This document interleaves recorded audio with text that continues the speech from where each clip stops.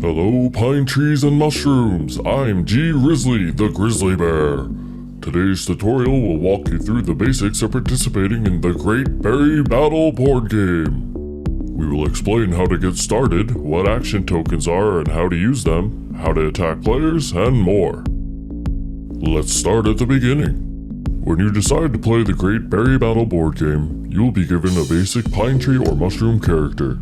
Give your character a name and choose a weapon to use on the battlefield. The three weapon choices are the Berry Bomb, the Slingshot, and the Berry Blaster.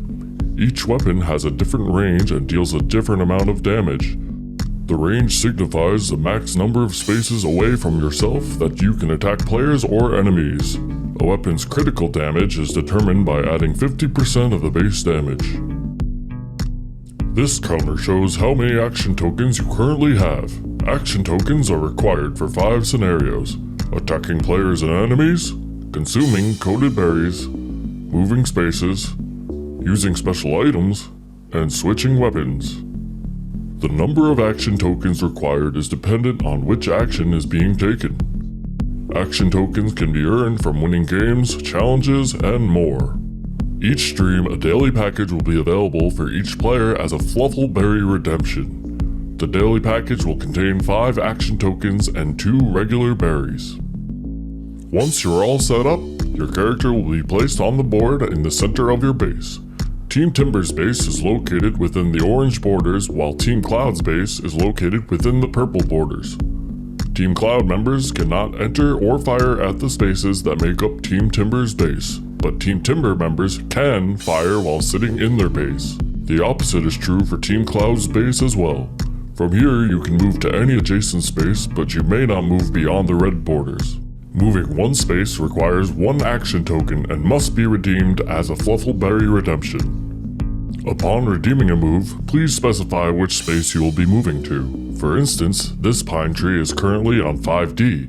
If they wanted to move to this space, they would be moving to 4E. Also note that there are arrows on the board that can be followed and will lead to another section of the board.